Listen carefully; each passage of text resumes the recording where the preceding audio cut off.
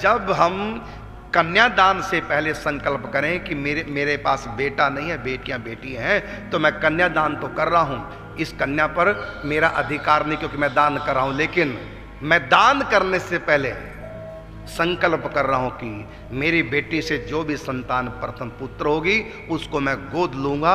ऐसा संकल्प करके जब कन्यादान किया जाता है, कन्यादान से पहले संकल्प होना चाहिए कि मेरी बेटी की प्रथम संतान मेरी या दूसरी मेरी, या लड़का मेरा या लड़की मेरी, जो भी होगा, जो भी।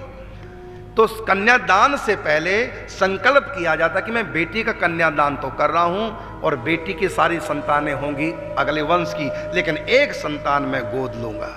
तो ऐसा संकल्प करके जब कन्यादान किया जाता है तो उसमें जो संकल्प किया गया था प्रथम बेटा बेटी का, दूसरे संतान का, वो फिर नाना के गोत्र की होगी, वो फिर उसके नाना पिता ही कहलाएंगे, वो पिता के गोत्र की। फिर वही उनका अंतिम संस्कार करेंगे, वही पिंडदान, उनके हाथ का पिंडदान लगेगा। ये रूल है, ये भी हमने अपने शास्त्रों में पढ़ा है, इसलिए आपको बता रहे हैं।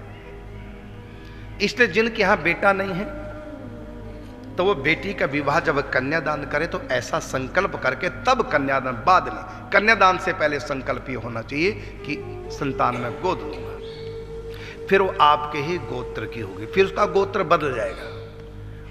वो संतान जिसके अंश से पैदा होगी उसका गोत्र संतान का नहीं कहलाएगा, बल्कि वो नाना के गोत्र का हो जाएगा। इसी प्रकार एक परिवार दूसरे परिवार लगातार 3 पीढ़ियों तक विवाह हो तो फिर वो अगला वंश बदल जाएगा।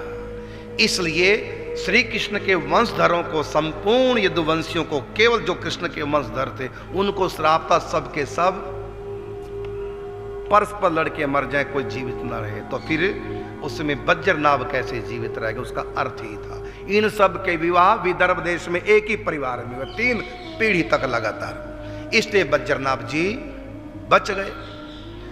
ब्रज में वज्रनाभ जी की समाधि है। जब 84 को उसकी हम परिक्रमा करते हैं तो करेला के पास में, जहां यहां से पड़ेगा लगभग 5 किलोमीटर, जहां पर हम इस समय बैठे 108 कुटिया, तो ये रोड आगे करेला जा रहा है, तो करेला गांव के पास में ही एक छोटा सा गांव, वहां पर वज्रनाभ जी की समाधि है, भगवान श्री कृष्ण के परपौत्र वज्रनाभ।